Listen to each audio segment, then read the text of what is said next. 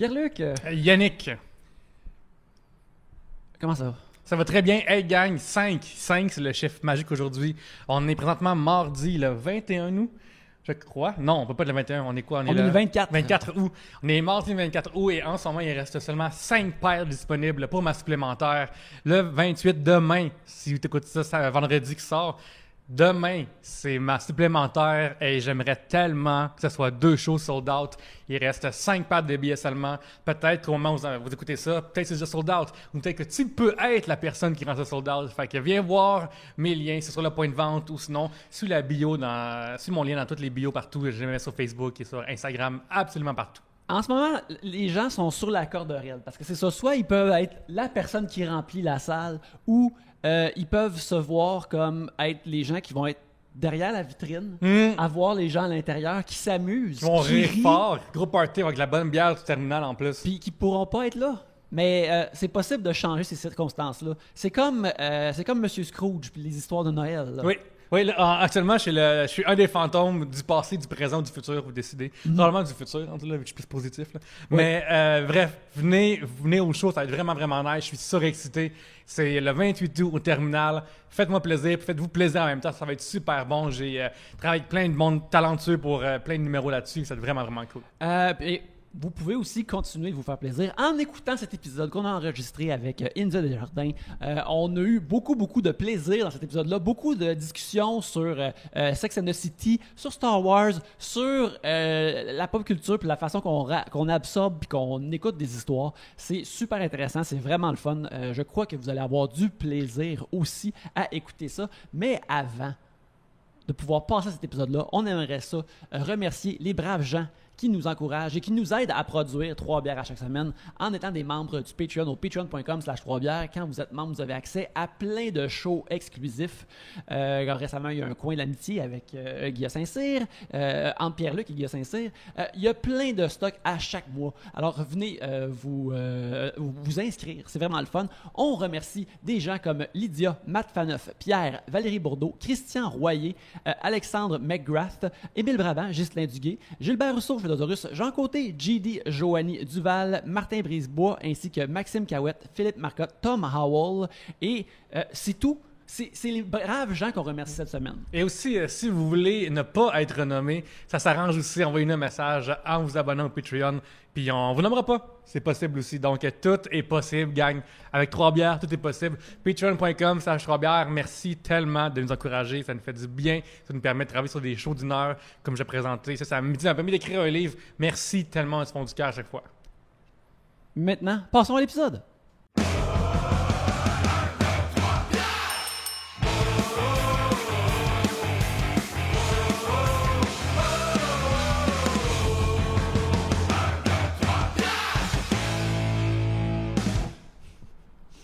Bienvenue à 3 bières, l'émission où on parle des sujets que vous nous envoyez, le temps d'une bière ou d'autres breuvages. Le fonctionnement est bien simple. Premièrement, dans ce sac ici, il y a les sujets que vous nous avez envoyés. Quand on a en pigeon, vous entendez ceci.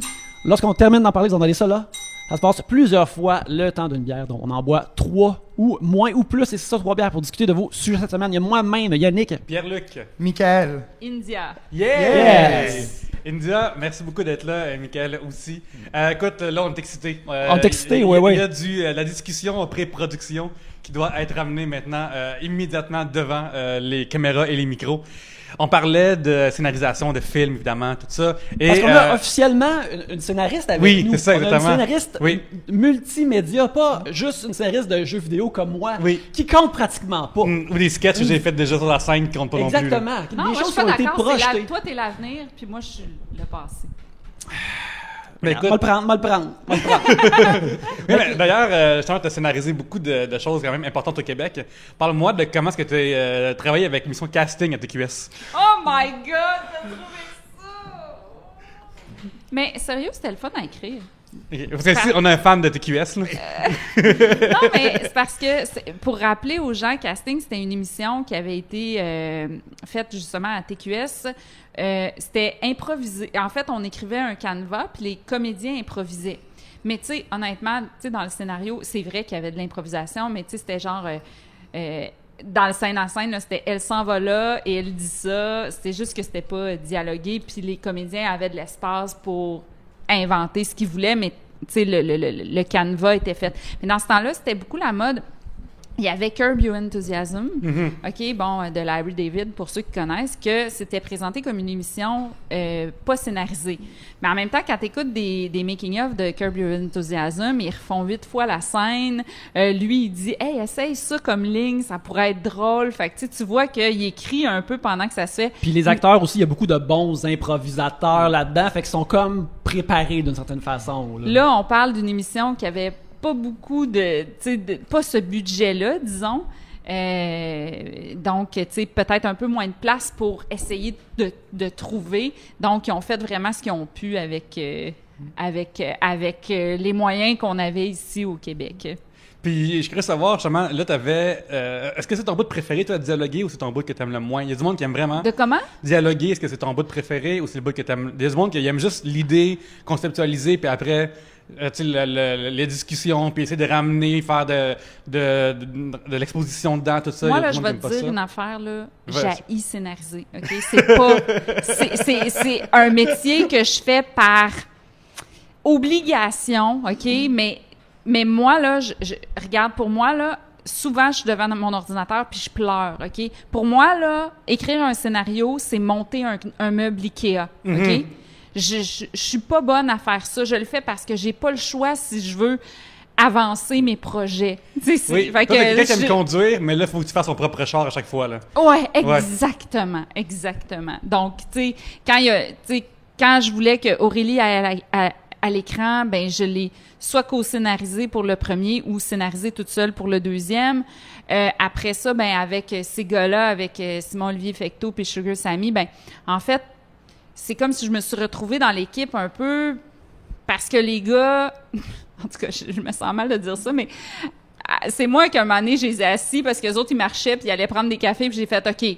Là, j'ai pris une feuille puis j'ai fait « OK, qu'est-ce qui se passe? Scène 1! » Intérieur, jour. C'est ça. Fait qu'on brainstormait les trois ensemble puis c'était vraiment le fun. Puis à l'ordinateur, tu sais, les gars, ils bâtissaient plus leur histoire ensemble puis moi, j'amenais un point de vue un peu plus...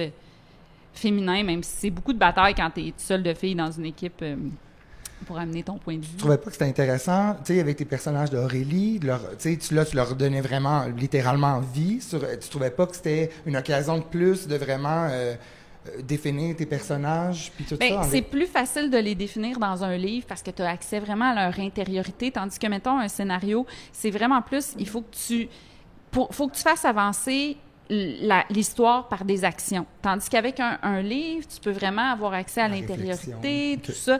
Puis moi, tu sais, mes quêtes, tu sais, mettons, on parlait de Star Wars avant. Star Wars, je le dis vraiment comme... C'est bien correct. On est Star dans Wars! Au Québec, c'est...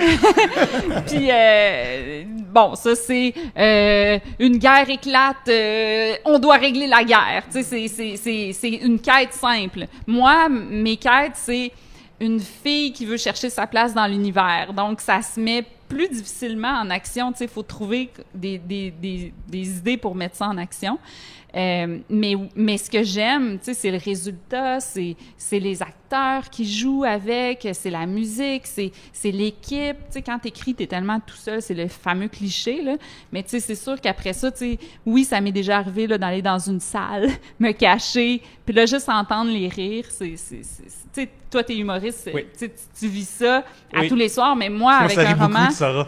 T'as la pas sûr, mais je vous jure, ça rit. On n'a pas l'instantanéité du rire ou des réactions. Quand on écrit un livre, quelqu'un peut nous écrire après coup « Ah, je ris dans ma chambre quand je lis, ta. » Mais on n'a pas l'instantanéité, tandis qu'au cinéma, t'as ça. Fait que mais la bonne nouvelle aussi, c'est qu'au cinéma, si tu fais une blague pas drôle, genre que tu scénarises puis ça rit pas, c'est pas plus grave que ça. Parce que sur une scène, t'es comme... OK! Bon!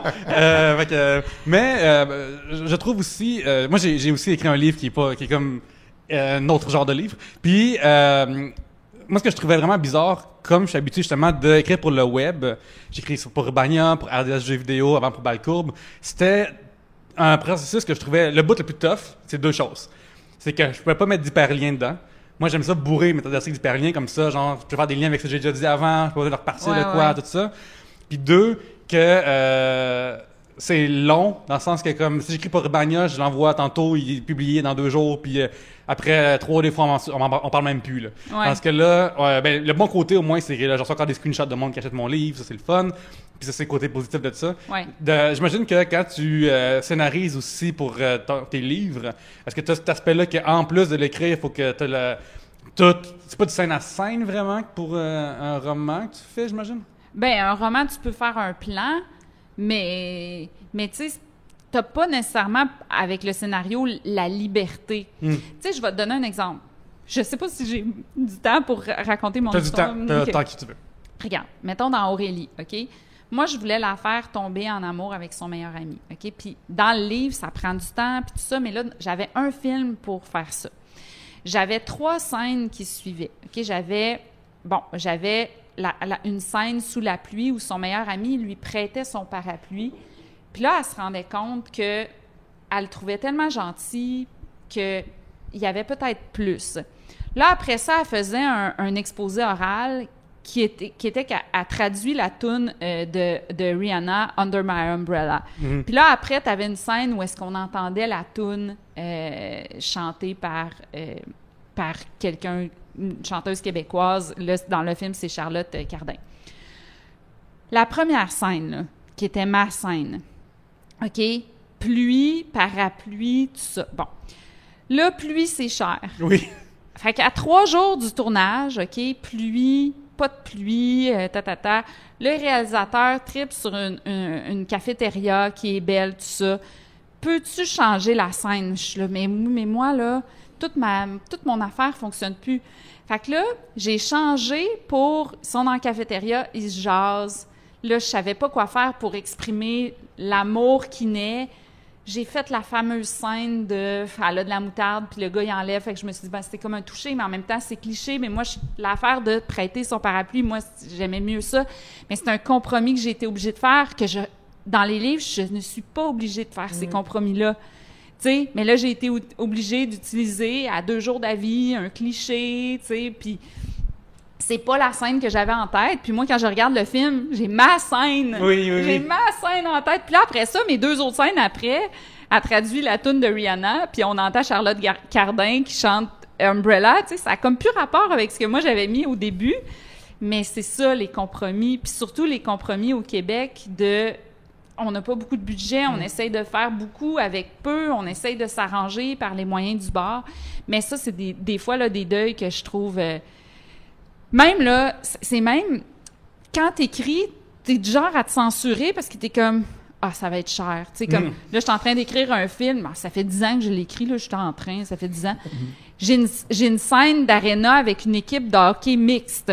Crime, du budget, ça, là. Trop cher. Ouais. J'ai une scène de même dans mon film, juste parce que je veux dire que ça se peut, des équipes de hockey mixte, tu sais, comme... Ben, les Boy Scouts l'ont fait, au moins, ça, c'est le fun. Mais aussi, tu peux, sinon, convaincre TVA de ramener l'émission de Montréal-Québec. Puis là, pendant un tournage, là, tu peux faire ça, squeezer. Oui, c'est ça. Comme l'ancien qu'on faisait dans le temps aussi, Bien sûr, dans les games de hockey. Ils savaient y faire, ces producteurs. Oui. Nous autres aussi publié un livre qui s'appelle Mr. Big, oui. qui fait beaucoup jaser que je vois partout dans toutes mes stories, c'est vraiment cool. C'est mes stories que tu vois. Non, mais je vois les stories avant, genre, bref. Mais moi, j'ai envie de twister la question vers Mickaël. Mickaël, tu es un homme gay. Puis, je veux savoir, comme toi, quand tu regardais, mettons, le cinéma, qui est pendant des années très hétéronormatif, comment est-ce que tu voyais ça? Est-ce que tu voyais ça comme, moi, je me vois comme le gars, comme la fille, ou c'était comme juste regarder une autre culture rendue là pour toi? C'est une bonne question. C'est un peu une autre culture. Honnêtement, c'est pas... oui, tu vas avoir des sentiments sensiblement comme, mettons, la fille, ou des fois le gars, mais tu sais, encore là, les gars sont souvent hyper clichés, on pourra en parler un peu plus tard, mais ouais, fait que c'était absolument, moi j'étais un spectateur de quelque chose qui m'appartenait pas du tout, que ça, c'est la parade de la fierté straight tout le long. Pardon? La parade de la fierté straight tout le long. Tous les jours, tout le temps. Ouais, tout le film, c'est tout ça. Ils sont contents. Puis, mais c'est que vous autres trouvent ça bien correct. Ouais, il y a ça. Puis même quand il y avait quelquefois un personnage gay, tout à l'heure on parlait, Yannick, de Louis XIX un peu. Oui. Les personnages gays, Marcel Leboeuf et Gilda Roy. Oui. Oui, ils sont gays, ils sont là, mais ils sont hyper cliché, là. Là, ils sont avec leur petite camisole serrée, en train de couper les petites plantes, en train de... Fait qu'encore une fois, c'est des personnages que moi, je me liais pas à eux du tout, là. Sont très clichés, mais j'ai revu Louis XIX dans la dernière année. Et puis... La pandémie fait mal. Donnez généreusement. Écoute, regarde, non, c'est pas pour mon podcast de cinéma. Les Voyeurs de Vue, disponible voyeurdevue.com. On a écouté Ed TV, le remake américain, puis Louis XIX back-to-back pour en parler et le comparer. Mais bref, voir ces deux personnages-là joués par ces acteurs-là, je trouvais qu'il y avait tout de même un peu de torque, que j'étais comme, je pourrais en voir plus de ces personnages-là. Mais tu sais, je comprends qu'ils représentent juste un tiroir de clichés, Ce qui est difficile, en fait, autant pour toi que pour moi, c'est que les films, là, ce qu'ils représentent beaucoup, là, en général, c'est les hommes cisgenres, hétéronormatifs. C'est ça, le cinéma, tu sais. Puis, ben là, il y a eu 2 films de super-héros avec des femmes, India, là, hein? Récemment! Ça balance tout maintenant. Récemment! Puis Non, même, mais il niaise, il est sarcastique. Puis, fait qu'on n'a pas toute la panoplie des personnages. Quand on représente une fille, souvent, c'est la même personne, puis c'est la vision masculine de ce qui est une femme. Puis les gays, quand ils sont représentés, ben c'est encore moins que les femmes. Puis encore une fois, une espèce de vision masculine et hétéronormative de ce qui est un homme gay. Puis les femmes gays, oublie ça, là. Cherche-les, tu sais, comme, il y en a pas. Donc, c'est difficile quand on se sent pas représenté dans les fictions. Je sais pas si tu es d'accord avec moi. Oui, c'est 100%. difficile quand t'es comme obligé. Tu sais, l'autre jour, je faisais juste regarder Retour vers le futur, tu sais. Bon, Retour vers le futur, toi, t'es pas représenté là-dedans. Non. Puis moi, OK, la fille, pas tant non plus, puis même dans le 2, ils l'endorment au début tellement qu'elle est inutile, ils la mettent dans une poubelle, ils l'oublient dans le monde parallèle, puis là, Doc, il dit « Ah, c'est pas grave, le monde va se reconstruire autour d'elle, puis tu sais, on va la retrouver quand on va revenir. » Puis je suis comme... Ça me fait mal, tu sais. Mais tu sais, ça, c'est terrible, mais tu sais, Bob Gale, qui est le scénariste de Back to the Future, a dit comme, on amène Jennifer dans le passé à la fin de Back to the Future 1, mais on n'avait jamais pensé qu'elle allait avoir un 2. Ah oui. Parce qu'autrement, elle n'aurait pas été là, parce qu'à cette époque-là... Ça paraît, quand t'es scénariste, puis que tu regardes, là, eux autres, ils disent, ils ont fait une fin, puis après ça, ils ont essayé de broder sa fin. D'ailleurs, les 15 premières minutes, c'est pour expliquer la fin du 1, puis après ça, ils rentrent dans d'autres choses. Ouais, quand j'étais jeune, j'écoutais Back to the Future 2, je me rappelais jamais du bout où... Doc dit qu'il y a une chirurgie plastique afin que Christopher Lloyd n'ait pu apporter le maquillage de vieux Doc de 1985. Fait qu'il s'arrache la face. Puis j'oubliais tout le temps ce bout-là. Puis à chaque fois, j'étais comme inquiet de... Y a-tu comme un nouveau bout épeurant dans Back to the Future 2 qui a été rajouté à un moment donné? C'est vraiment... Puis on dirait qu'il a la même face. Moi, je pensais que la joke, c'était qu'il y avait eu une chirurgie puis il a la même face. Ben, quand j'étais jeune, moi aussi, c'était ça. Mais quand j'ai écouté récemment, je les écoute quasiment à chaque année, je suis comme, ah ouais, tu vois le Doc de 1955 puis de 1985 sont tout de même un petit peu différents, là. Mais je pense que dans ce qu'on parle de se voir à la télévision, de se voir au cinéma, tu sais, mettons, moi, en tant que brave gaillard né en Colombie, c'est au Québec, ça n'existe pas, à part dans Deux Frères, si tu veux, des gens de gang de rue. Ils sont tous méchants. Ils sont tous méchants. Oui, c'est ça, tu sais. C'est ça, exactement. Puis je me souviens comme, quand j'ai commencé à mieux parler anglais, à la vitesse à laquelle j'ai droppé à la télévision québécoise. Puis c'est malheureux parce que j'ai jeté la culture québécoise quasiment, à part pour l'humour de stand-up que j'ai tout le temps aimé cet art-là. Ouais. Mais tout le reste était drette d'invidence. Fait que là, genre, tu sais, mettons, moi, là, passé... OK, j'ai vu, mettons, 19-2, qui est genre ailleurs, puis évidemment, là-dedans, il n'y a pas de latino. Mais, mettons, passer, genre, les machos, là, j'ai peut-être histoire de filles, puis genre, kilomètre un peu, mais à part ça, là, j'ai plus rien suivi, là. J'ai fait, ben, fuck it. Penses-tu que les gens qui sont véritablement dans des gangs de rue se sentent bien représentés aussi? Ouais. Penses-tu qu'ils sont comme, non, là, on n'est pas de même. Ouais. C'est vrai, ça. Ouais, ou les machos, écoutaient les machos, comme, on n'est pas de même. C'est qui écrit ça, une femme, tabarnak? Ouais. Genre. Une des raisons pour laquelle on parle beaucoup de ça, justement, c'est pour parler justement aux auteurs de ton livre, India, qui s'appelle Mr. Big et la glorification des amours toxiques. Oui, parce que tu parles... En fait, moi, je l'ai lu, je l'ai beaucoup aimé, parce que tu as fait un livre, et essentiellement, ce que je m'empêche de faire constamment à Trois-Bières, c'est de raconter la vie, comment je l'aperçois à travers la pop culture que tu as absorbée dans ta vie. Puis c'est pour ça que, juste dans la première page, j'étais comme... Tu dis ça directement, puis là, je suis comme, ah ouais... je sais que je vais aimer ça là, maintenant. J'essaye encore plus. Puis, je trouve ça vraiment intéressant comment tu parles de, mettons, tu sais, ça arrive avec tous les gros phénomènes de pop culture qu'il y a souvent un truc binaire, genre à choisir. T'es-tu plus ce personnage-là ou ce personnage-là, blablabla. Puis, dans ton livre, tu parles de la question du choix de prétendant de Carrie dans Sex and the City, Mr. Big ou Aidan, puis comment que la série s'est terminée avec un choix de Mr. Big et il y a une préférence de Mr. Big, puis comment ça devient comme le point de départ pour parler comme des relations toxiques, puis comment dans le fond on se fait comme bronzer avec ça sans s'en rendre compte à travers la pop culture des relations toxiques, des affaires comme ça. J'ai trouvé ça super intéressant. Écoute, tu fais tellement un bon résumé, là. Merci, c'est ça. Oui, puis tu sais, cette question-là, binaire, comme tu dis, on la retrouve dans plein d'affaires, là. On la retrouve, mettons, dans Twilight. C'était Edward ou Jacob. Team Jacob, ici, on va le dire. Bridget Jones. Bridget Jones, oui. Monsieur Darcy. Clever ou Monsieur Darcy. Exactement. Il a joué 2 Monsieur Darcy, pareil. Il a eu papa pareil quand même. Mais, tu sais, c'est ça. Puis moi, je me disais, mais c'est un faux dilemme. Puis on nous montre tout le temps comme s'il y avait seulement 2 choix dans la vie pour une femme. Et souvent, le choix qui va nous amener à la fin, c'est le choix conflictuel parce que c'est la façon qu'on écrit les scénarios. Puis cette façon-là, c'est une façon qui c'est des codes qui viennent de il y a tellement longtemps.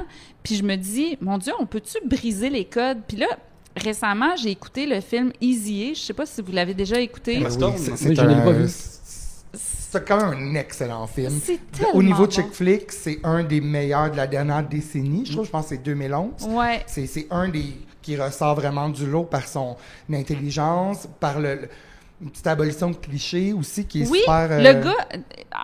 Puis l'auteur de ça, c'est un homme ouvertement gay. Puis là, moi, j'étais même surprise parce que j'étais là... je pensais vraiment que c'était écrit par une fille parce qu'il y a vraiment eu de l'empathie envers une histoire, tu sais, l'intériorité féminine, mais aussi il parle, tu sais, puis il dit, il y a un personnage gay là-dedans qui est un beau personnage qui vit beaucoup d'oppression, puis il dit, ça c'est moi au secondaire. Fait que c'est super touchant quand tu lis là-dessus. Puis je me disais, hey, c'est beau, c'est sain, ça va ailleurs. Les parents... Tu sais, souvent dans les films d'ados, les parents, c'est des cons, c'est des caricatures, tout ça. Là-dedans, les parents sont super cool avec les jeunes, tout ça. Puis je regardais Bridesmaids, puis je me disais, Bridesmaids, c'est un film... Non? Oui, vas-y. Oui. Mais moi, je me disais, c'est un amour sain qui est présenté. Les relations entre les femmes, il y a des zones de gris, tu sais, c'est pas juste des rivales, il y a des zones de gris. Fait que je me disais, ça me fait du bien de voir que moi, oui, j'ai été dans mon parcours, j'ai eu vraiment des relations toxiques glorifiées que moi, je pense, ma théorie, c'est que ça m'a affectée, mais j'aime ça voir qu'il y a des films qui ont décloisonné un peu certaines affaires. Mais qu'est-ce que tu allais dire sur Bridesmaids? Ben, j'allais dire que oui, effectivement, tu as raison. C'est vrai que les personnages sont bien développés, les relations entre femmes, mais on voit quand même cette petite touche-là où est-ce que ça prend absolument vraiment de l'humour gras, absurde, pour vraiment, là, ils ont comme dit, OK, ben, on veut vraiment plaire aussi aux hommes. Fait qu'il faut rappeler que les femmes sont, tu sais, je veux dire, c'est des personnages à part entière, mais sont aussi un petit peu, ils se rendent vraiment un petit peu trop ridicules, un petit peu trop... Je suis tellement d'accord avec toi, je disais ça à mon chum, je disais, moi, là, quand ce film-là est sorti, j'étais fâchée contre ce film-là. Puis quand je l'ai regardé, j'étais là, voyons, c'était bon, pourquoi j'étais fâchée? Puis je me suis souvenu que j'étais fâchée parce que le film, la promotion du film était faite autour, c'est un film de filles qui plaît aux gars. Puis là, j'étais là, puis souvent, mon chum, il dit, je m'en veux tellement, OK, d'être un gars qui voulait pas écouter des films avec des filles parce qu'il dit, Colin, c'est pas des films de filles, c'est des films avec des personnages féminins. Puis il dit, moi, j'étais comme rébarbatif à ça parce que j'avais un préjugé là-dessus, mais il dit, c'est super bon. Il dit, pourquoi on est obligé de dire, ça plaît aux gars parce que les filles, ils vomissent puis ils font caca. C'est ben moi, c'est des affaires qui me parlent. Moi, je suis comme... Mon chum, il disait la même affaire! Mais j'ai aussi l'impression que on a, je vais dire, subi des décennies de marketing. Ouais. Fait que quand j'étais jeune, j'ai le clip vidéo, tu sais, c'était vraiment comme, il y avait comme, OK, Freddie Prinze Jr. à gauche, puis à droite, tu vas avoir Bruce Willis, là. Ouais. Puis c'était comme vraiment ça. Fait que dans ces codes-là, ça Le faisait meilleur en choix sorte- a toujours été Freddie Prinze Jr. Justement, Qu'est-ce j'allais qu'il dire fait, la même Freddie Prinze chose. Jr. maintenant? Il écrit à la lutte. Ben non, là, il C'est écrit vrai, pas à c'est vrai, la t'as raison, À il cette heure, écrit il est pas. sur Twitch. Il est clairement batté. Il a une voix super profonde, puis il joue à des jeux vidéo toute la journée. Puis il est comme... Tant Ben, mieux! voyons Tant mieux! Il a gagné. Bruce Willis, c'est ça fait- d'accord de faire des films qui sont ordinaires. Ouais. Crise de vieux monsieur. Mais moi, je me souviens aussi quand j'étais jeune, tu sais, j'ai. Parenthèse rapide, là, pour RDS Jeux vidéo, j'ai interviewé un jeune garçon de 14 ans pour faire les parallèles entre comment tu vis ta vie de gamer aujourd'hui puis Ah, moi toi, dans tu mon voulais pas temps. donner une job à RDS Jeux vidéo. là. En fait, au début, je voulais, mais il est arrivé en fait 14 ans dans un grand veston pour faire semblant qu'il était trop grand. Puis, fait que là, finalement, une affaire qui était vraiment différente, c'est comment eux se parlent entre eux autres. Parce que moi, à 14 ans, 98, là, juste des insultes. Juste des insultes. Juste des insultes, particulièrement en plus homophobe avec mes amis, là.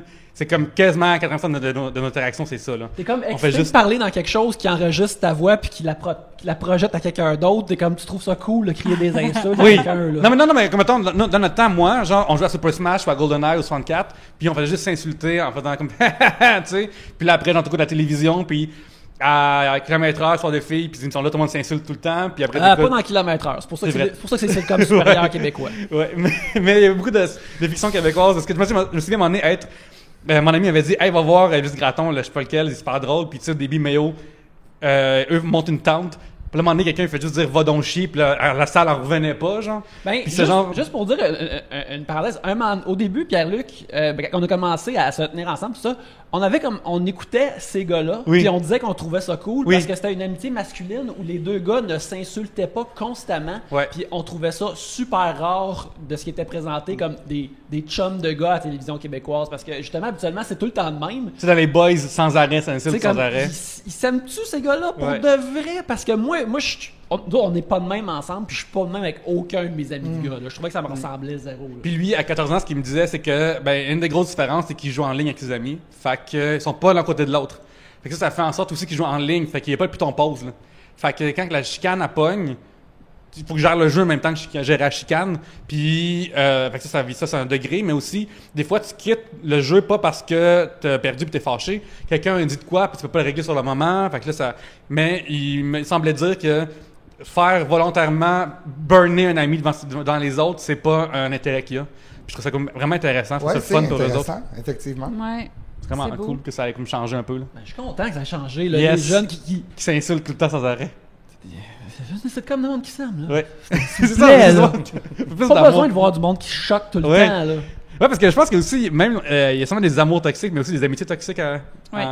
Puis ça aussi, je pense que c'est une affaire qu'on pourrait peut-être élaguer un peu là-dessus. Là. D'ailleurs, dans Sex and the City, je trouve que les amitiés sont quand même assez toxiques. Je trouve pas que c'est des amitiés. Moi, tu vois, j'ai adoré lire ton livre parce que c'était tellement ancré dans ma tête. Moi, j'ai jamais été team Mr. Big. C'est jusqu'à la fin, tout le monde est content qu'elle finisse avec parce que c'était ça ou Alexander Petrovski, Ben oui, qui est vraiment le pire humain Thumbs sur down. la Terre.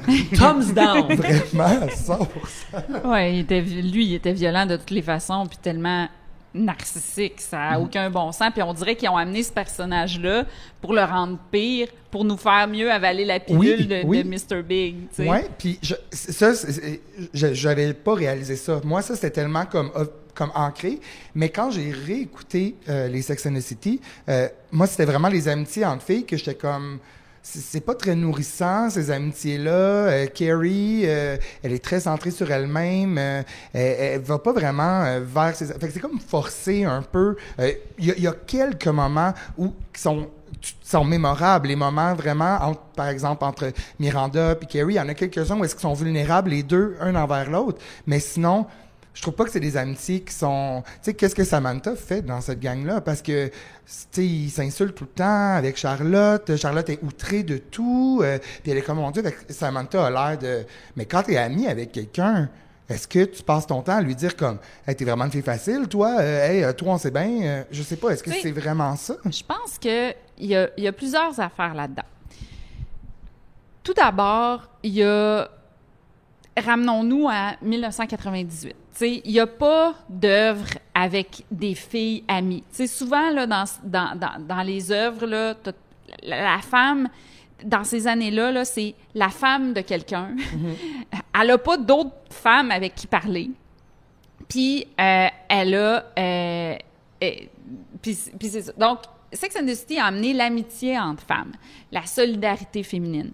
Puis des fois, on demande aux personnages féminins comme un peu de remplir tout ce qui nous a fait mal. Fait que, tu sais, mettons, dans les œuvres masculines, mettons, à cette époque-là, tu vas voir des hommes, mettons, s'insulter, puis ça va être des petites blagues, puis ça va être l'humour. L'humour était beaucoup basé sur le conflit. Puis l'histoire d'amour principale dans Sex and the City, je pense que c'est la relation entre les 4 filles. Donc, tu sais, moi, on dirait que j'ai moins tendance parce que je me dis, c'est des conflits, mais en même temps, c'est des conflits qui se règlent. C'est pas des conflits où une essaie de dominer l'autre. C'est des conflits de sitcom, tu sais. Il va y avoir ce conflit-là entre la gang, puis ça va se régler, puis on s'aime. Puis on en parle. C'est ça, puis on s'aime quand même. Donc, il y a quand même quelque chose d'intéressant à voir que ces femmes-là, ils ont plusieurs facettes, ils ont des imperfections, il y a des conflits qui se règlent, puis qu'ils restent amis malgré tout. Maintenant, oui, il y a des comportements toxiques d'amitié là-dedans, on ne peut pas le nier, comme par exemple la fois où Carrie a fait sentir coupable Charlotte de ne pas lui prêter de l'argent. Oh mon Dieu, ben oui, ça, qui est quand même une somme importante. Qui est quand même une somme importante, ça rend Charlotte mal à l'aise, tout ça. Puis moi, je dis souvent que les auteurs et autrices de Sex and the City, ils ont écrit l'œuvre référence de la violence psychologique, OK? Sans même s'en rendre compte. Mais pour moi, tout fit dans la violence psychologique. Puis quand une femme est victime de violence psychologique, là, elle devient comme contaminée par cette espèce de relation-là. Elle développe des comportements erratiques, elle s'isole. Puis ces comportements-là, souvent, elle les retransfère sur quelqu'un d'autre. Comme, mettons dans la violence conjugale, mettons de la violence physique. Si une femme est victime de violence physique de son mari, ben des fois, elle reproduit cette violence-là avec ses enfants ou quelque chose comme ça. Donc, il y a quelque chose d'intéressant à analyser là-dedans que, tu sais, on parle souvent dans la violence conjugale que la femme, ben, ou si c'est un homme qui le vit, l'homme aussi, là, tu sais, on peut pas nécessairement genrer, mais 80% des victimes de violences conjugales sont des femmes, donc c'est pour ça que je le mets au féminin. Mais, ben non, la personne qui est victime de violences conjugales, elle devient isolée. Puis souvent, on pense qu'elle devient isolée parce que l'homme l'isole, parce que l'autre personne du couple l'enferme dans un cachot ou tout ça. Mais souvent, elle s'isole parce que elle devient, dans ses tourments, elle devient énervante pour les autres ou à force de retourner, ben les autres sont tannés puis tout ça. Donc, on dirait que j'ai un petit peu plus de compassion envers Carrie parce que je me dis, elle était victime d'un grand manipulateur, elle était dans une relation toxique, elle comprenait pas ce qu'elle vivait, puis malgré tout, ben ses amis sont restés là pour elle. Fait qu'il y a quelque chose que je trouve beau là-dedans. Mais que tout ça qui a été fait sans le vouloir. Sans le vouloir, c'est ça, c'est mon analyse. Ouais, ben tu sais, ces gens-là, ils ont fait comme 6 saisons. 6 saisons, 13 épisodes. C'est tout de même, c'est pas autant que la télévision généraliste d'ici ou américaine, mais un moment donné, surtout si c'est, mettons, les mêmes auteurs, tu fais juste écrire des affaires, puis à un moment donné, comme t'es comme usé à la corde, tu continues à écrire des affaires, puis tu écris des affaires, puis tu parles de ta vie ou tu parles de quelque chose sans en rendre compte. Comme il y a un de mes auteurs de bande dessinée préférés qui s'appelle Brian Michael Bendis, qui est... c'est lui qui a créé la version Miles Morales de Spider-Man qui était dans Into the Spider-Verse, tout ça. Puis pendant un bout, il écrivait au moins comme 3-4 séries pour Marvel en même temps. Et pendant il y a eu pendant un bout, ça faisait pas longtemps que sa femme venait juste... Elle a eu un genre d'inflammation au cerveau, puis est tombée dans un coma. Puis pendant comme 1 semaine et demie, il était comme pas sûr si elle allait jamais se réveiller. Puis pendant ce temps-là, il a continué à travailler, il continue à écrire des comics, blablabla. Les comics se font, ils sortent 3-4 mois plus tard parce qu'ils sont dessinés, ancrés, tout ça. Éventuellement, sa femme sort du coma, puis elle s'est remise 100%. mais tu dit comme dans la première semaine, elle avait oublié comme le nom de son mari une couple de fois, tout ça. Mais les comics sortent, puis ils réalisent qu'il y a comme dans 4-5 séries différentes, il y a une scène où quelqu'un est au chevet d'une personne dans un coma qui verse toutes ses émotions. Puis moi je me rappelle pas de l'avoir écrit, mais il est là sur 4 séries différentes. Des fois c'est un méchant, des fois c'est un gentil, mais c'est tout sorti par là parce qu'à un moment donné tu fais juste comme mettre un robinet dans le c'est fou chest parce que ou le cerveau. Là, comme il a pu décliner cette scène-là de manière différente, il a pu aussi explorer, comme tu dis, si c'est un méchant qui au pied de son henchman ou tu sais, mettons si quand c'est le Kingpin qui veut trouver une tablette mystique pour sortir sa femme Vanessa du coma, bien sûr. C'est fou. Moi, je pense que l'art ou l'écriture, ça décrit souvent une époque où ce qu'on comprend pas, puis après ça, quand c'est analysé plus tard, où on a trouvé des concepts, c'est sûr que ça nous paraît, mettons, vieillot, mais quand on y pense, l'art en question a pu faire partie de la réflexion. Mettons, je vais donner un exemple comme Bridget Jones, OK? Qui a marqué plusieurs filles, qui aujourd'hui peut être considérée comme grossophobe, parce que Bridget Jones, elle s'inquiète toujours de son poids, elle parle toujours de ça. On est supposé penser fréquemment que Renée Zellweger, je l'ai vu pour la première fois il y a quelques semaines, est supposée paraître moins bien ou être repoussante. Oui, absolument. Je me souviens que c'est même le marketing autour de ça. C'était genre, venez voir la fille ordinaire là, au cinéma. Mais en même temps, ça, c'est souvent comment les filles, on se sent par rapport à nous-mêmes, tu sais. Puis aussi, la société, ce qu'elle nous envoie comme standard auquel on devrait aspirer ou ressembler, tout ça. Donc, c'était la première fois, OK, que les pensées féminines, là, les complexes et tout ça, étaient écrits dans un film. Après ça, si tu regardes, là, si tu l'observes d'un niveau sociologique, OK, tu peux voir que Dove a créé des pubs sur la diversité corporelle, tout ça. Puis moi, je dis pas que tout est parti de Bridget Jones, mais moi, je pense que Bridget Jones a fait réaliser à plein de femmes, voyons, on a donc bien des complexes. Voyons, ça n'a pas de bon sens. Ça n'a pas de bon sens la pression que je me mets pour respecter des standards. Puis ça a pu faire partie d'une réflexion, ce qui rend après ça toutes les pensées de Bridget Jones obsolètes, mais qui, en même temps, si tu le regardes d'un niveau global, ça a fait partie de aujourd'hui où est-ce qu'on est, mais qui rend un peu tout ça, tu sais, comme plus actuel. Ouais, c'est la V0 de cette... Oui, mais que ça a fait partie de la réflexion sociale de le sortir par un roman qui était humoristique.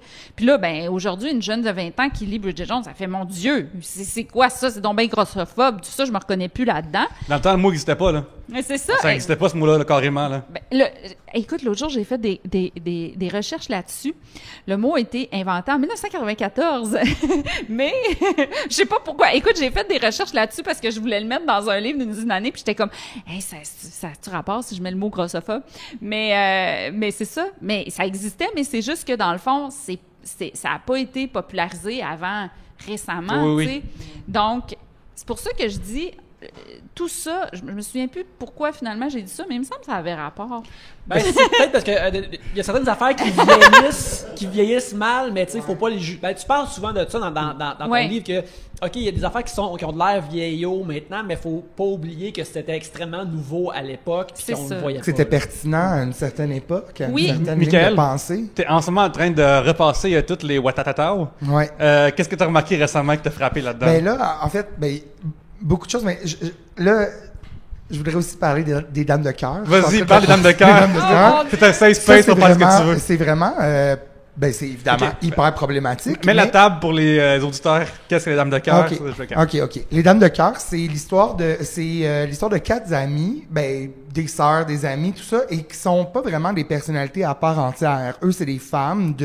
Eux sont mariés à 4 hommes qui travaillent tous dans le même bureau d'avocats, je crois. C'est une série télé qui jouait à Radio-Canada ou à TV? Oui. Radio-Canada? Radio-Canada. Écrite par Lise Payette. Oui, en 1980. 2006. C'est ça. Exact. Ouais, la première saison, 1986. Voilà. Puis, donc, c'est vraiment, on suit un peu la vie des femmes, comment eux vivent leur vie d'épouse, ne vivent pas leur vie de femme, vivent leur vie d'épouse. Ça, c'est très important à rappeler parce que André Boucher, qui est une des épouses, n'a pas le droit d'avoir sa voiture, ne peut pas se trouver un travail.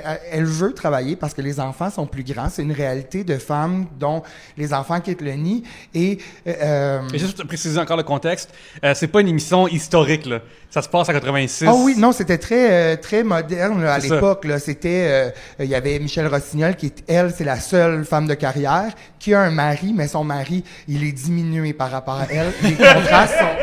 Les contrastes sont vraiment intéressants. Oh, Son mari, God. Pierre Curzi, est vraiment soumis par rapport à elle. Eux ont une relation de couple ouvert, donc qui était quand même, je crois, à l'époque, quand même assez choquante. Là, ce dont on se rappelle le plus, c'est du personnage de Jean-Paul Bello. Joué par Qui était- Gilbert Sicotte, bien oui, sûr. un Gilbert Scott. Bon choix de casting. Il est dans je Pocket, là, trouve. ouais, je me rappelle. Puis bon, c'est ça, dans le temps, justement, il y avait les chandails J'ai couché avec Jean-Paul Bello parce que les gens, on prenait pour Jean-Paul Bello. Jean-Paul Bello trompait sa pauvre femme Louise Rémy. Au départ, ça commence... C'était le Han et Solo des Dames de cœur. là. Il, Les breakout, là.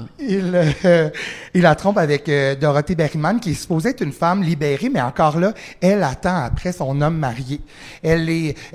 On sait, dans cette émission-là, on sait que tu es une femme libérée si tu fumes la cigarette. Il y a seulement les filles les femmes de carrière qui fument la cigarette. Dorothée Berryman aussi. Là, il y a comme une petite lueur de OK, c'est une femme à part entière, mais non, elle ne fait que supplier Jean-Paul de quitter Louise Rémy pour aller avec elle. Je trouve ça aliénant un peu à regarder, honnêtement, mais ô combien intéressant, parce que c'est vraiment une série qui a marqué l'époque, hein, et qui était vraiment comme une référence. C'est sûr, comme tu dis, aujourd'hui, je l'écoute et je trouve ça complètement ridicule, mais ça me fait... C'est mes parents, hein, c'est des gens qu'on... Bon, peut-être pas mes parents, mes grands-parents peut-être, je sais pas, mais c'est des gens que je connais d'une autre époque, que c'était vraiment ça. Puis aujourd'hui, ça se pourrait pas, une émission comme ça. Ça se pourrait là. pas, mais tu sais, comme, c'est ça, dans mon essai, là, je parle je pense, c'est une fille, Jessie. En tout cas, elle a écrit elle a analysé, tu sais, l'histoire des séries québécoises, puis tout ça. Puis, tu sais, elle parle de ça en disant, ben ça reflète, dans le fond, où on était rendu à ce moment-là. Donc, on le regarde avec une espèce de « Hey, mon Dieu, c'est en 1986! » Mais quand tu parles 1986, ça fait 40 ans. Tu sais, des fois, là, les années 80, on s'en rend pas compte. On pense là. que c'est On dernièrement. pense là. que c'est Ouais. récent Ouais. parce qu'on en a... Tu sais, je sais pas à quelle année vous êtes nés, vous autres, mais, tu sais, je veux dire, moi, là, 1986, là, tu sais, moi, j'ai 45 ans, là, fait que 1986, là, j'avais 10 ans, tu sais.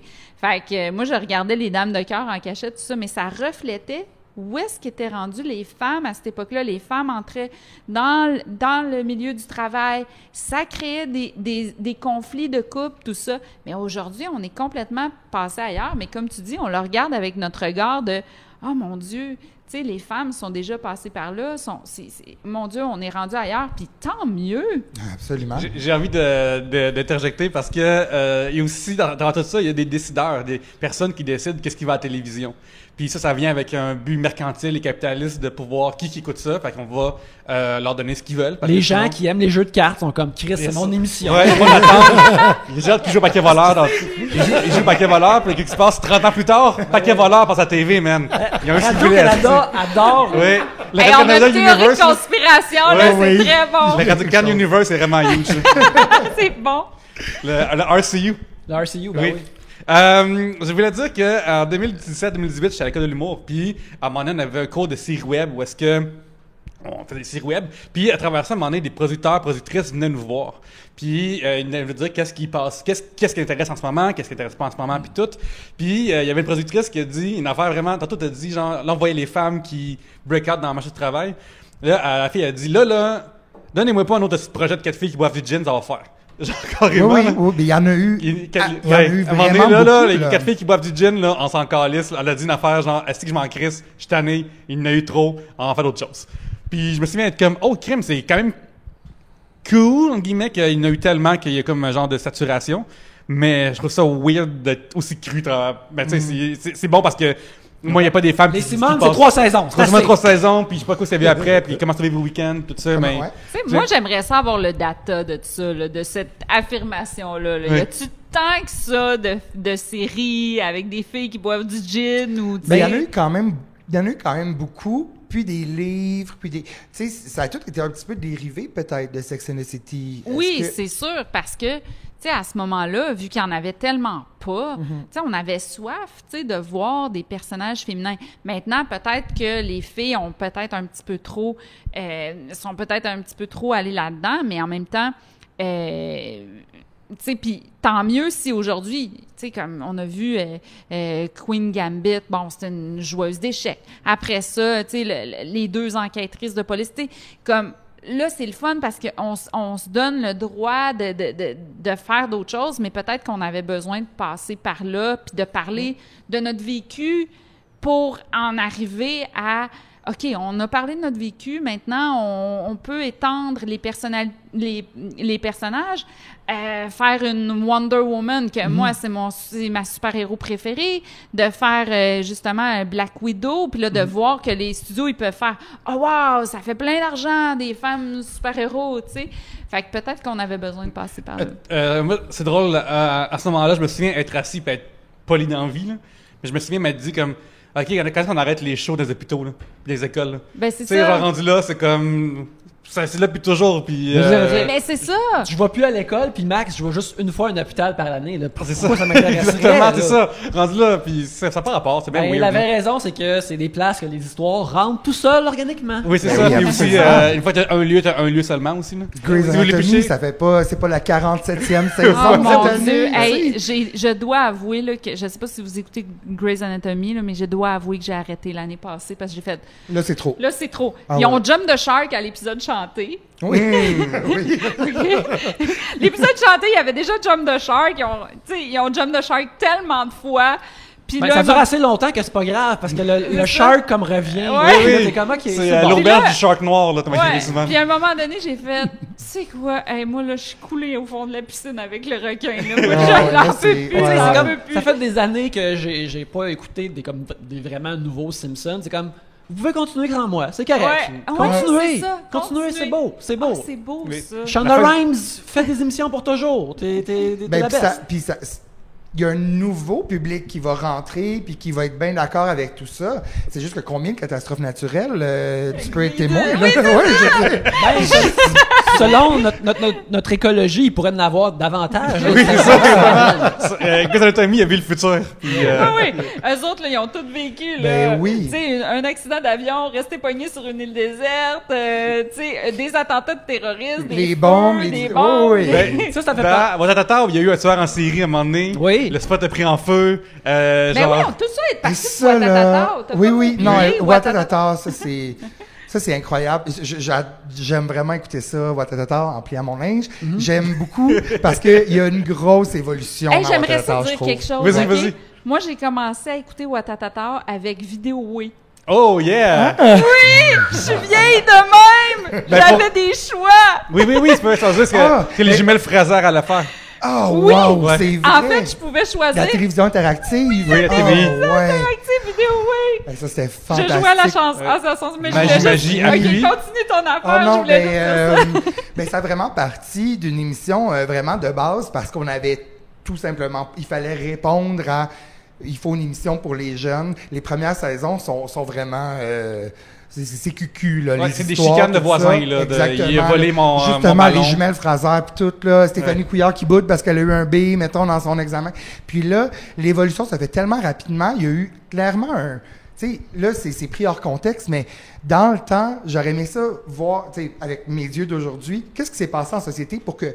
On tourne, là, il y a des histoires de sida, justement, des histoires de coming out. Là, le chum de... Ben, c'est pas arrivé encore, là, mais le chum de Stéphanie Couillard, spoiler alert, de 20 ans, qui se fait assassiner dans le parc par une gang de rue. Tu sais, c'est des histoires que, comme... T'aurais pas vu ça dans les... C'est quoi leur Black Lives Matter qui est arrivé qui a tout changé, le ton de tout d'une shot, genre? Exactement. Ouais, j'imagine qu'il devait avoir comme un babillard, puis il y avait comme une coupe de post-it dessus, pis ça là, c'est en cas d'urgence, tu casses la vitre, là, c'est comme, OK, là, faut qu'on aille en chercher un. Là, c'est meurtre dans le parc. Hey, moi, sais-tu quand j'ai décidé de laisser Ouattatata vivre sans moi, là? C'est qu'à un moment donné, je me sentais trahie comme public. Parce que tu vois des choses des autres années, puis là, à un moment donné, tu vois tes personnages vivre des choses, puis tu dis, mais non, ils réagiraient pas comme ça, parce que il y a 2 ans, il est arrivé ça, puis ça se pourrait pas, parce que techniquement, dans l'histoire, ça fait 3 mois. Fait que quand ma tête a commencé à faire des liens qui se pouvaient pas, j'ai fait... On me respecte pas comme public. Puis je devais avoir 20 ans à ce moment-là, parce que j'ai commencé quand j'avais comme 14-15 ans. Puis quand on a... Puis moi, là, c'est toujours resté important pour moi. Je pense que ça a contribué à certaines de mes valeurs en tant que scénariste, parce que je me disais, t'as la responsabilité de ton œuvre. Puis de dire, il faut respecter la courbe des personnages.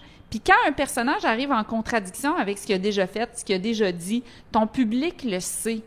Puis c'est un manque de respect envers le public quand... Puis ça, des fois, c'est le problème d'une équipe d'auteurs. Puis Grey's Anatomy ont ce problème-là. Ils ont fait ça avec... Moi, ce qui est venu me chercher le plus, là, c'est dans Will and Grace, qui était justement une des premières séries où je me suis un petit peu plus... Pas les premières saisons, parce que les premières saisons, le personnage gay ne pouvait pas être... profond. Tu sais, c'était le vrai personnage gay, c'était Jack McFarlane, parce que Will était gay, mais il fréquentait pas personne, parce qu'il fallait qu'il y ait un semblant de normalité. Alors que Jack McFarlane, lui, c'était le comique, c'était... lui, il arrivait, là, impossible d'avoir du sérieux. Lui, OK, il couche avec tel, il sort tout le temps. Bref, tout ça pour dire que à la finale de Will and Grace arrête de se parler pour une, pas une niaiserie, mais quelque chose de sérieux, mais ils ne se parlent pas pendant environ 20 ans, jusqu'à temps que leur enfant se rencontre dans un dortoir d'université, et là, ils reconnectent. Et ça a été la pire trahison de ma vie au niveau télévisuel. Ça serait jamais arrivé. Au travers des 8 saisons, ils sont tellement passés au travers des conflits, des histoires, où est-ce qu'ils tripaient sur le même gars, où est-ce que une a trahi Will parce qu'il était supposé avoir un enfant, mais là, elle a choisi. Puis ils sont revenus, puis là, tu vas me dire, ça serait jamais arrivé, puis c'était une manière cheap de finir la saison. Et d'ailleurs, quand ils ont fait le reboot, ils ont enlevé ça comme si c'était jamais arrivé. Heureusement, c'était du gros bon sens, mais ça a été vraiment quelque chose là où est-ce que j'ai dit ça serait jamais arrivé à ces personnages-là. Merci, bonsoir. Moi, 100% d'accord. Ouais. Mais je comprends. Il y a aussi moi une affaire qui me fait décrocher. C'est quand il y a comme une trahison d'émotion de personnages. C'est comme ces personnages-là réagiraient pas comme ça. Puis récemment, comme un gros exemple qu'il y a eu. Au cinéma, c'est dans ce qui s'appelle maintenant The Fast Saga, dans Fast and the Furious. C'est, ils ont... dans quoi? Les films de Fast and the Furious, qui sont maintenant rendus au 9e épisode. Ouais, mais je veux juste dire J'ai un exemple Star Wars après. Oui. Je veux juste dire à quel point ça, c'est underrated quand même, la Fast Saga, parce que au lieu de toutes les autres séries que ça va en déclinant, là, maintenant, il y a des acteurs oscarisés qui jouent. Ah oui, Charlize Theron dans est genre là. Les 9e. Oui. C'est quand même, c'est du jamais vu, là. J'irais jusqu'à dire, peut-être pas Charlize Theron est là, puis est comme dans une cage, puis assis derrière une console. Elle a dû travailler 3 jours dans Fast 9, mais elle est là tout le long, c'est merveilleux. Puis elle a dû faire au moins 1,5 million pour 3 jours de travail. Plus que ça, c'est Charlize Theron, là. Gloire à elle. Mais dans le 3e opus qui s'appelle Tokyo Drift, il y a un personnage qui est joué par l'acteur d'origine coréenne Sung Kang, qui est vraiment cool. Puis il meurt dans ce film-là. Il est comme le Obi-Wan Kenobi du dude américain qui arrive à Tokyo. Puis c'est lui qui apprend à drifter tout ça, mais il meurt. Là. Je sais qu'il y a vraiment beaucoup de références à Star Wars aujourd'hui. Oui, absolument. Ouais, regarde, c'est correct. Dans normal, on est plus Star Parce Trek. que je le fais pour... c'est le langage commun at large. Oui, c'est ça! Tout le monde a le référent à Star. Encore un endroit où je me sens pas représenté. Oh, oui, c'est dans le 4e et le 5e film, qui sont vraiment le fun, Han est présent. Fait que là, t'es comme, oh shit, ceci se passe avant Fast and the Furious 3. Fait que là, il y a plusieurs films qui se passent avant le 3e. Fait que là, tu vois ce personnage-là davantage, puis tu l'aimes encore plus. Dans le 5e film, bien sûr, il commence une relation avec l'intrigante Giselle, qui est jouée par Gal Gadot avant qu'elle devienne Wonder Woman. Puis c'est là que tu vois qu'elle Gal pop. Gadot, je suis en Tellement amour. belle. Ah, Tu vois que ouais. c'est là qu'elle a commencé comme à popper. Quand il est mort, est-ce qu'elle a chanté Imagine avec des vedettes, ça n'a pas marché? Non, c'est pas ça qui est arrivé. Non, ok. C'est pas ça qui est arrivé. Mais bref, Ça n'a pas transcendé avec le Fast ça n'a pas transcendé avec le Fast Saga encore. Quoique j'aurais pu voir Vin Diesel faire ça, mais il s'est abstenu. Et éventuellement, ce qu'ils ont fait, c'est qu'ils ont comme recontextualisé la mort du personnage dans Fast. Ils ont dit que c'était un nouveau méchant dans la saga qui l'a tué. C'est comme ça qu'ils ont tu vois ce personnage-là mourir que t'aimes, là, t'as eu 3 films avec, puis là, tu vois, hors de nulle part, Jason Statham qui apparaît, puis t'es comme, oh shit, Jason Statham est dans ces films-là, puis c'est lui qui a tué Anne. Quel style de vidange. J'ai hâte de le voir mourir.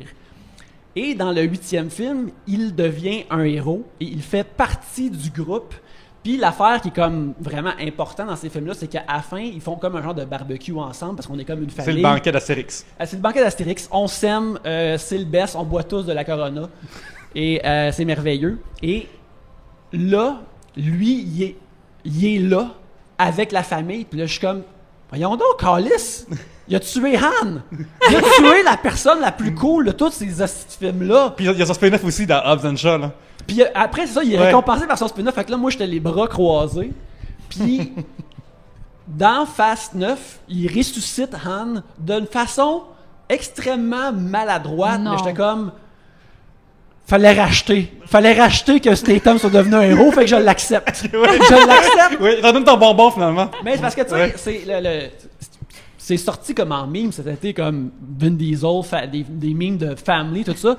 Mais c'est réellement au centre de ces films-là. Et soudainement, le fait qu'il était ami avec quelqu'un qui avait tué, non seulement, tu sais, même s'il avait tué comme un personnage qu'on aime moins, ça n'aurait pas passé, mais il avait tué le personnage que tout le monde trouvait cool de façon exagérée. Fait que là, puis le film essayait de faire semblant, c'est correct, n'est-ce pas? Puis moi, ça m'a vraiment désengagé de ces films-là qui sont tout de même supposés avoir un lien émotionnel vraiment clair et simple. Fait que là, pour les gens qui se demandent c'est quoi être en thérapie avec Yannick, c'est exactement ça. Ça, puis, tu sais, j'aime même pas les films de Fast and the Furious. Oui, tant que ça. imagine quand on parle de Justice League. Mais on parle des autres super-héros que j'aime. Cut, ouais. Regarde, m'a vous parler de comment j'aime Superman and Lois sur Patreon. Là. On va régler ça avec du positif. Oui. Ton exemple de Star Wars? Mon exemple de Star Wars. OK. Luke. Qu'on apprend que, tu sais, bon, il apprend à devenir un Jedi dans la première trilogie, puis tout ça. Puis on apprend que c'est vraiment une bonne personne. Puis Yoda, il apprend encore plus à devenir une bonne personne et tout ça. Et il est tellement une bonne personne, puis c'est tellement important pour lui, la lumière et la force, que quand il a sa bataille avec Darth Vader à la fin du 3, il veut pas le tuer. Il dit non, je te tuerai pas parce que. Je veux juste arrêter. Oui, t'as dit que c'était la fin du 3 puis c'est pas le 3. Mais, non, Ben, mais, en mais, tout cas, tu comprends les 3 premiers, Oui. là? C'est-tu là qui apprend que c'est son père? Oui. non, c'est Ou l'après avant. un film. Non, c'est Un film avant. Ah, ok, ok. Mais l'affaire que je trouve qui est vraiment surprenant avec de la façon que il gagne par la non-violence, je trouve qu'il y a beaucoup de nerds qui se rappellent juste qu'il a vaincu l'empereur puis Darth Vader, mais le monde se rappelle jamais que Luke l'a comme fait ultimement par la non-violence. Puis ça, je trouve que Ah, c'est vraiment c'est beau. remarquable. Mais bref, C'est beau. excuse-moi. OK, je vais te- fait que, prémisse. Prémisse. OK? On est tous à la même place, là. On sait que Luke, c'était bien important pour lui, la non-violence, puis d'être dans la lumière. Là, il arrive avec Kylo Ren. Il y a une vision que Kylo Ren va devenir un tyran. Et il veut le tuer avant que ça arrive. Alors, on a Luke dans la première trilogie qui ne veut pas tuer un homme qui a tué un homme robot qui a tué comme plein de monde, qui a fait des génocides. Puis là, t'as lui qui a pas encore tué, puis il veut le tuer, puis c'est ça qui rend Kylo Ren fou. À cette heure, genre, on sait que le nouveau Luke Skywalker tuerait Baby Hitler, ça veut dire. Ben, Qu'est-ce regarde, que t'en as pensé pour tuer Baby Hitler? Moi, je me suis sentie trahie à ça. Moi, là, ça, là, je l'ai pas accepté. Je suis encore fâchée de ça. Je suis fâchée. Dans la nouvelle trilogie, tu peux pas me faire ça. Tu peux pas me faire croire que Luke aurait eu une pensée que Kylo Ren a attrapé au passage. Il y a eu une pensée de le tuer avant qu'il devienne génocidaire. Non. Moi, je pense qu'il a vu les photos, trahi. les publicités de parfums puis de choses que Adam Driver fait comme en semi-centaure, puis il a dit cette sexualité-là est trop puissante, on peut pas laisser ça out loud. Lui, avec son wide chest, c'est dangereux. Hey, suivez-vous le compte Emo Kylo Ren? Oui, mais c'est... J'ai vu ça beaucoup. Écoute, moi, c'est mon compte Twitter préféré. Là, je ris tellement avec Emo Kylo Ren. Mais tu vois, moi, j'ai pas pris ça comme toi, mais ce qui a vraiment tout placé ça comme moi, c'est que il y a quelques mois, j'ai vu le film d'Excalibur de John Boorman, OK. où ce qu'ils mettent tout le mythe arthurien dedans. OK. Ce qui, Tu me le conseilles-tu? Oui, je te le conseille. OK. Probablement, ça n'existerait plus maintenant parce que c'est quelque chose qu'ils ont décidé, on va raconter toute l'histoire en un film au lieu de faire une trilogie. OK. Ça, c'est Lui de briser vraiment- le rien en deux en plus, là. Ouais, il n'y a rien de brisé. Wow. Mais c'est là que, tu sais, moi, j'ai aimé The Last Jedi, mais là, ça a vraiment tout placé Luke pour moi. C'est que Luke, si tu considères, si tu acceptes qu'il est le roi Arthur, faut que tu acceptes qu'il y ait Camelot. Puis il faut que tu acceptes que Camelot s'effondre un peu par des problèmes qui viennent un peu de lui-même, qui dans le mythe arthurien, c'est que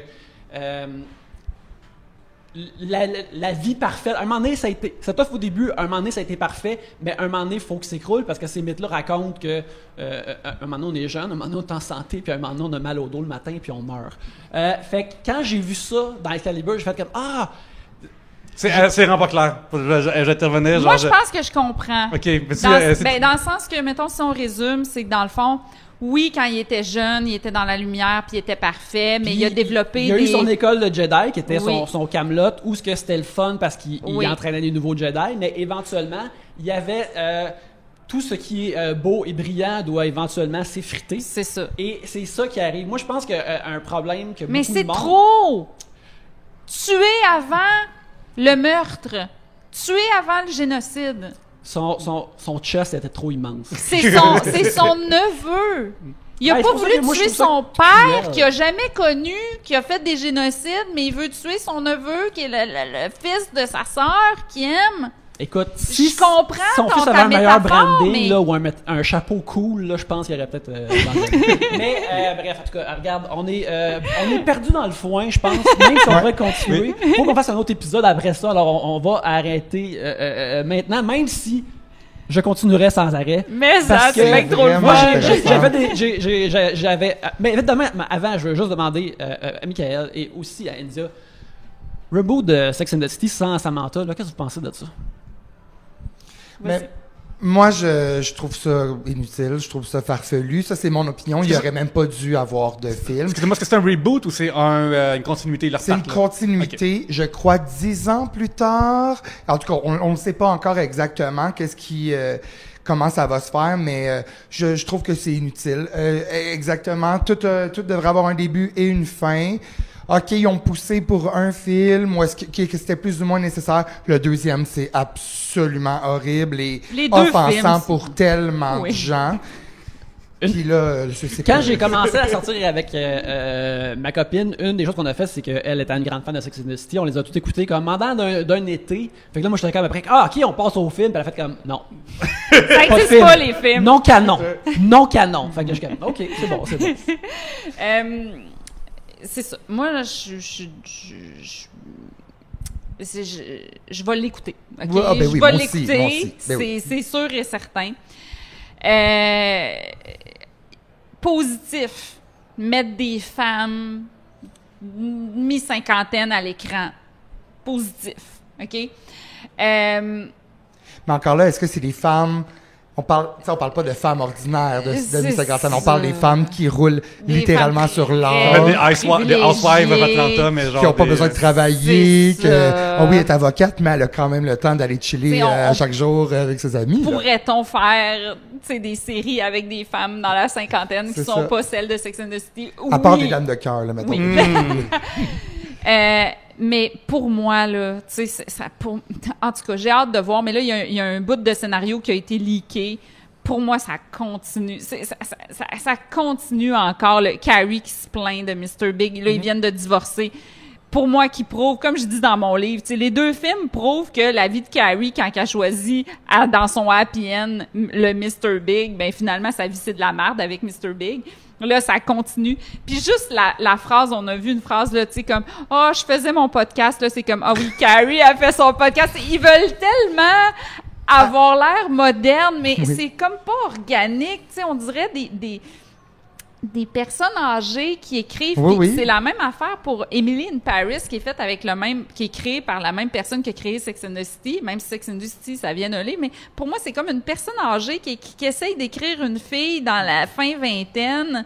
Elle a quel âge? Ça, c'est une affaire qu'on ne sait pas. C'est Emily Justine de in Radio Paris. Enfer On qui ne écrit sait une pas affaire son pour tout le âge. monde. Même l'actrice a dit, bon, d'après moi, elle doit avoir 22, 23.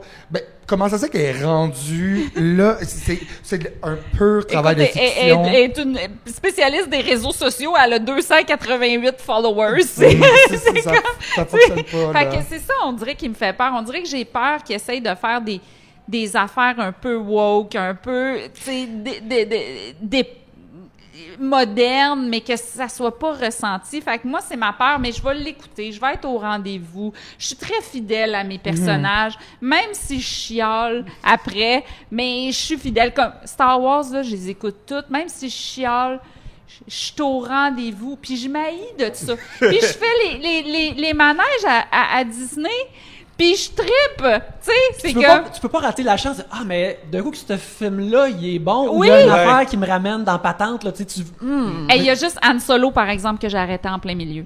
Ouais, ben ça, à un moment donné, c'est comme, hey, vous C'est souvenez-vous? Vous souvenez-vous? Vous Ben, souvenez-vous? c'est parce Vous que- souvenez-vous? Cet acteur-là, Comment on est il revenu? donne... C'est elle, c'est sa faute, faut que tu blâmer Je elle. m'excuse, c'est parce que je m'excuse, je fais tout le temps j'adore discuter avec vous, vraiment, c'est passionnant. J'en reviens pas que c'est un podcast parce qu'on dirait qu'on est une gang d'amis qu'on se connaît depuis tout le temps puis qu'on discute d'affaires de Ben, tu sais, geeks. quand on parle des Dames de cœur, quand on parle de Sex and the City, quand on parle Ouais. de... Ça va être podcast en 2021 qui parle Ça de cœur. réchauffe, ça rapproche. On s'en va aux les gens. Olivier là, cette année avec ça. Je veux juste rajouter quelque chose. Premièrement, c'est sûr la nostalgie. Là. C'est sûr que tout le monde va être là. Justement, on aime retourner dans nos vieilles affaires. C'est pour ça que ça fonctionne. Je voulais parler vite de Gossip Girl. Je suis peut-être pas dans la bonne, évidemment, table d'amis pour parler de ça. Mais Gossip Girl XOXO, Gossip Girl, ben oui. a c'est un reboot Kristen en ce Bell. moment. Donc, avec d'autres complètement différents personnages, mais le principe reste le même. Il y a quelqu'un qui pas blackmail, mais qui bitch un peu les gens sur Twitter, tout ça sur Instagram, anyway. Et là, ils ont tellement voulu être woke que là, c'est le contraire. Parce que dans Gossip Girl, ils sont tous assez orduriers, excepté genre le personnage principal qui rentre dans ce monde-là, si je comprends bien. Ben non, Ils sont- parce que c'est finalement, lui qui c'est trahit lui. tout, C'est puis il ça. finit marié avec la fille qui a C'est trahi super, tout le long. ça. C'est tellement Ça, c'était horrible. bâclé totalement la finale. Mais là, le nouveau reboot, c'est d'autres jeunes. Mais là, il y a une personne non-binaire, mais elle a aussi 2 gay dads. L'autre, là, je me souviens plus de tout. Mais c'est comme trop, là. Puis évidemment, good pour la visibilité que ça Oui. donne, good pour l'ouverture. Mais là, on dirait là, que c'était une gang de je sais pas, là, de baby boomers qui se sont dit, bon, ben, googlons qu'est-ce qui se passe en ce moment, puis sacrons tout ça dans une gang de 5 personnes. Là, puis évidemment, on retrouve des enfants de 16 ans qui vont dans les bars boire de la vodka puis qui font des threesomes un mardi soir. Là. Tu sais, c'est d'autres affaires qui ont pas, Mais tu encore sais une quoi, fois. moi je parle à des ados, là, puis les ados, ils disent qu'eux aussi se sentent mal représentés. Ils ont toujours l'impression que sont représentés de façon trash, de façon, ils parlent mal, ils sont sur leur selle, tout ça. Eux aussi, ils ont l'impression de souffrir d'une mauvaise représentation. Mais moi, je suis une madame de 45 ans. Là. Je viens d'apprendre c'est quoi le stick and poke. Puis c'est sûr et certain que si je fais un personnage ado, il se stick and poke. Excusez, mais c'est ça. Yannick, à un moment donné, j'avais partagé en privé sur Twitter une scène qui était ridicule de Netflix, mais c'est quoi? C'est genre, il y avait un dude puis une fille qui se chicane à savoir qui est le plus woke entre les deux. Puis là... Oui, c'est de Jenny's, quelque chose comme ça, oui. De Jenny's, c'est quelque chose qui se veut Gilmore Girls-esque, mais de ce que je comprends, échoue lamentablement. Ah Oui. oui, ok. Puis, oui. tu sais, mais là, tu sais, eux, ils expriment un langage super développé sur le monde dans lequel on vit, c'est avec l'expression de intersectionnalité, des choses de même. Mais tu sais, eux autres, ils se chicanent dans qui est plus woke. Puis, j'avais ça à Yannick en disant, hey, l'acteur est tellement bon parce que faut juste que tu prennes dans le même contexte et réaliser que c'est fucking ridicule et c'est pas bon, là. Parce que sinon, genre, peut-être tu l'écoutes, tu t'en rends pas compte à quel point qu'ils sont tellement bons pour vendre cette boîte-là que t'es comme, ah, ok, ils sont de Dieu même. bénisse les acteurs, ils font de la sorcellerie en ce qui me concerne. Ben, peut-être arrêter d'engager des acteurs de 32 ans pour jouer des acteurs de 16 ans aussi. Ça, c'est... Ouais. Tellement. Parenthèse rapide, par rapport à Sex de City, j'ai pas eu mon 2 scènes qui n'existe plus. Fait que mettons mon 5 scènes à ce temps. Mais j'ai feeling aussi qu'ils sont pris dans une situation de damn if you do, damn if you don't. Parce que, premièrement, eux, ils ont de l'argent à faire, fait qu'ils vont le faire au niveau productif. Ben oui. Bon. Maintenant, si tu as le scénario dans les mains, si tu refais pas Sex and the City avec ses problèmes dans le temps, ben c'est plus Sex and the City, c'est plus ça. Fait qu'il faut qu'il y ait ces éléments toxiques là-dedans, sinon c'est pas cette émission-là. Il y a plein d'autres éléments qui pourraient arriver. Il y a plein d'autres situations qui seraient divertissantes, à part, OK, elle est encore... Tu sais, combien elle va sûrement revenir avec Big à la fin. Et si elle revient avec Big après ce divorce-là, puis après la seule ligne que j'ai vue leaker sur Internet, là, je démissionne la vie. Traverse un char, c'est pas... Je vais être fâchée, là. Ouais, ben... Faut qu'elle s'en sorte un moment donné, là. Je veux pas te faire l'appel, mais les Faut probabilités qu'elle sont s'en très sorte. fortes. Hey, tous les films, c'est ça. Elle vit quelque chose d'horrible avec lui, puis à la fin, elle revient avec. Elle croise Non, mais Aiden combien? à Abu Dhabi, ou je sais pas trop, en plus. Combien de fois va falloir... Combien Regarde. faut qu'elle apprenne? Apprends tes leçons, fille. C'est ça. Apprenez vos leçons d'arrêter d'écouter ça aussi. Je pense que c'est ça. On a toute une leçon à tirer Non, là-dessus. c'est pas nous le problème. Oui. Arrêtez l'école. La leçon est terminée. On va terminer l'épisode là-dessus, mais je vais te dire par exemple que le reboot / retour de Veronica Mars était cependant très bon et très bien actualisé. Ah, ouais. Mais oui. Mais la finale, la saison 1, par exemple, du reboot. Ben je pense pas qu'il va en avoir d'autres. Là. Ben non, c'est ça, mais comment ça s'est terminé, ce qui se passe à la fin, là, je veux pas vraiment... Tu t'en rappelles, là? Ouais. Ben là, ça, c'est odieux. Moi, je trouve que ça... Moi j'ai trouvé ça super cool, mais c'est en même temps pourquoi je pense qu'il y aura pas de saison 2. Ouais, c'est ça. Mais moi j'ai trouvé ça super cool. Véronica Mars, c'est une œuvre incroyable du début à la fin. Que Kristen Bell soit bénie. Oui, Oui, ça absolument. béni, oui, je l'ai tout réécouté cet automne. Ça s'écoute encore vraiment très C'est bien. merveilleux. India, on te trouve où sur Internet? Où on peut acheter toutes les Aurélie Laflamme au Renaud-Bré, ainsi que ton... Ou dans ton les essai librairies Oui, indépendantes. les libraires.ca si tu habites loin des librairies indépendantes. Il doit y avoir quelques épisodes de casting sur YouTube, peut-être? Oui, oui. C'est pas ma série, ça. J'ai écrit 3 épisodes sur... tu sais, je faisais mes premières armes, puis je suis contente. J'ai appris beaucoup, puis je travaillais avec une super bonne équipe. Puis c'est grâce à un des auteurs de cette équipe-là que j'ai fait Aurélie, parce que moi, je voulais rentrer dans des équipes d'auteurs, puis il m'a dit, mais fais ta propre affaire. Puis j'ai fait Aurélie. Ah, c'est le fun, ça. C'est ça. Mais si on te cherche sur les médias sociaux, on te trouve où? Ben, écoute, là, ça peut être sur Instagram, mais moi, je mets juste des photos de mon chien. Je suis pas si le fun à suivre que ça, mais c'est ça. Tu sais, moi, je pense que... Comment on dit ça, notre nom Instagram? Tu sais, comme c'est mon nom, India Desjardins. Là, je Voilà, pense que c'est ça. tu l'as fait. T'as réussi.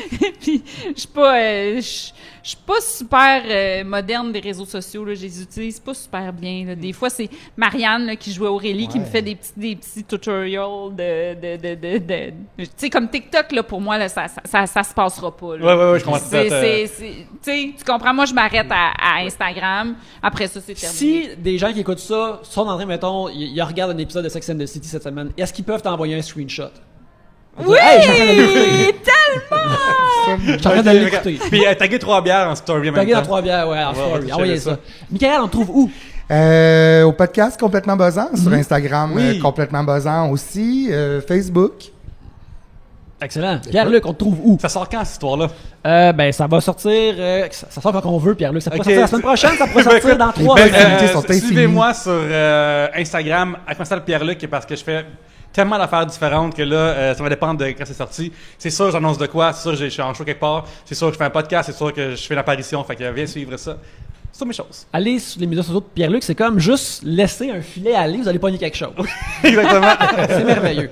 Vous pouvez me suivre @YannickBelzile sur Instagram où il y a des dessins, sur Twitter où je parle de pop culture, sur Letterboxd où je fais juste cataloguer tous les films que je regarde. Je fais aussi un podcast de cinéma chaque semaine qui s'appelle Les Voyeurs de Vue. Alors allez voir ça. On voit des vieux films, mais on voit aussi des nouveautés. Alors on a un épisode de Shang-Chi qui s'en vient bientôt. Aussi... encourager les braves gens de Tribute Games qui nous hébergent électroniquement à chaque semaine pour lequel je scénarise des merveilleux jeux. On a un jeu de Tortue Ninja qui va sortir en 2021, qui va être merveilleux. Alors, si vous voulez être à l'affût de toutes les nouvelles de tout ça, suivez Tribute sur tous les médias sociaux. Aussi, on veut remercier... Là, sont-tu woke, les Tortues Ninja? Ben, c'est les quoi leur tortues dynamique? c'est les tortues du cartoon de 87. T'as-tu travaillé là-dessus? Je travaille, oui, sur ce jeu, oui. Je suis en train de l'écrire. Hey, mon chum, là, je pense que c'est ton plus grand fan, là. Il suit tout ça. Il faut que je vous présente, là. Il va D'accord. capoter. Je suis Ben, prêt, je suis prêt à le rencontrer. on va l'inviter. On va l'inviter. Wow. Je suis prêt à le rencontrer. Ah, il va capoter. Oui. Je suis prêt à le rencontrer puis lui dire tout ce que le NDA me permet de dire au sujet des Tortues Ninja. Mais bref, c'est celle de 87. Alors, je te dirais qu'ils ont juste un ton de caractère, puis on C'est dirait correct, qu'ils ont été c'est écrits parfait, par ça. des vieux writers de vaudeville. Mais il y avait 250 épisodes, qu'est-ce que tu veux à un moment donné. Et bref, aussi, on veut remercier les gens des Trois Brasseurs qui nous hébergent physiquement à chaque semaine. On est aux Trois Brasseurs sur Saint-Denis, un endroit ensoleillé, merveilleux, avec un super beau staff. Ils nous donnent de la bière gratuite. Il fait chaud en ce moment, là, une blonde Trois Brasseurs, là, ça rafraîchit. Sortez de votre maison, ils ont un meilleur air climatisé que le vôtre, c'est certain. Alors venez en profiter, venez prendre une bière ici. Mais en attendant, merci beaucoup de nous avoir écoutés et sur ce, à la prochaine bière!